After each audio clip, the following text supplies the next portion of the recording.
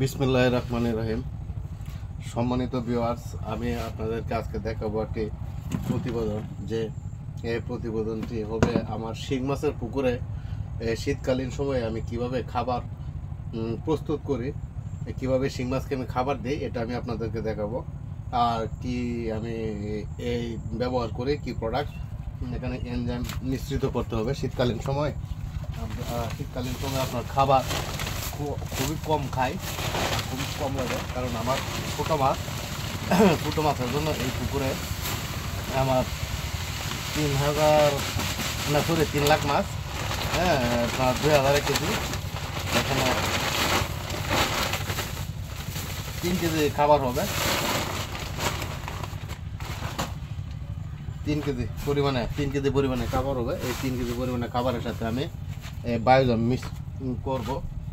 বায়োজাম mix করে এই মাছটা খাবারের সাথে মিক্সড করবো। খাবারের সাথে বায়োজাম মিক্সড করব এনজাইম। কারণ এনজাইম মিশানোর কারণ হচ্ছে আপনার এই সহজেই হজম হয়ে যাবে, খাবার সহজে হজম হয়ে যাবে। ওগুলো এনজাইম মিশ্রণ করব মাছের খাবারের সাথে। আর শীতকালীন সময় তো খাবার আপনার সন্ধ্যার আগেই দিতে হবে, কারণ হয়তো সন্ধ্যার পর পানি ঠান্ডা হয়ে যায়, তাই মাছ খাবার খায় না। এই কারণে আমি সন্ধ্যার আগে, সূর্য ডোবার আগে আমি এই মাছকে খাবার দিব। আমি এখন খাবার তৈরি করতেছি।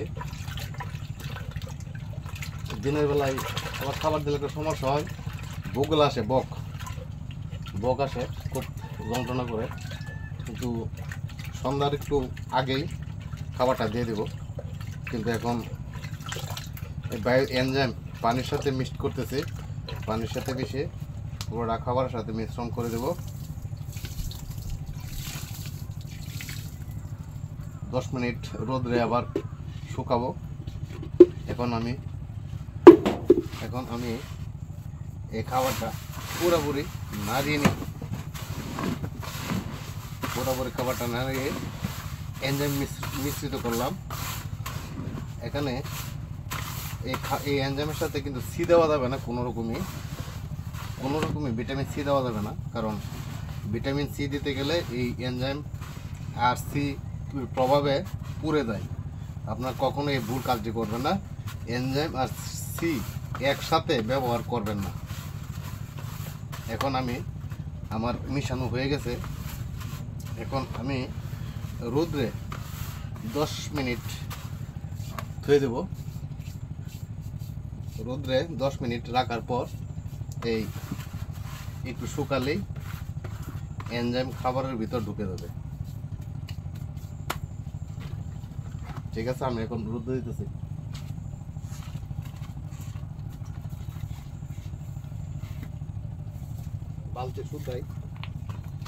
বালতি শুদ্ধ রেখে আসলাম। হ্যালো ভিউয়ার্স, সম্মানিত ভিউয়ার্স, আমার শিং মাছের প্রতিবেদন যদি আপনাদের ভালো লেগে থাকে তাহলে আপনারা আমাকে একটি সাবস্ক্রাইব করে দেবেন আমার এই চ্যানেলটিতে। খুদা হাফেজ, আল্লাহ হাফেজ, আসসালামু আলাইকুম।